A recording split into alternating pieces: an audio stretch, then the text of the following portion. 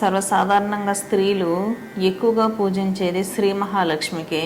శ్రీ మహాలక్ష్మి యొక్క బీజాక్షరం శ్రీం. ముఖ్యంగా మహాలక్ష్మి ఆరాధన రెండు విధాలుగా ఉంటుంది. పార్వతీదేవిని లక్ష్మీ రూపంలో, ఐశ్వర్య రూపంలో కొలవడాన్ని లలిత ఆరాధన అంటారు. అదే వైష్ణవులు పరాశక్తిని శ్రీ మహాలక్ష్మిగా కొలుస్తూ ఉంటారు. కాబట్టి విష్ణుపత్ని అయినటువంటి శ్రీ మహాలక్ష్మి యొక్క బీజాక్షరం శ్రీంకారం అవుతుంది. పార్వతీదేవిని ఐశ్వర్య రూపంలో, లలిత రూపంలో ఆరాధించే వాళ్ళు దేవి యొక్క ప్రణవం హ్రీంకారంతో మంత్ర సాధన అనేది జపించడం జరుగుతుంది.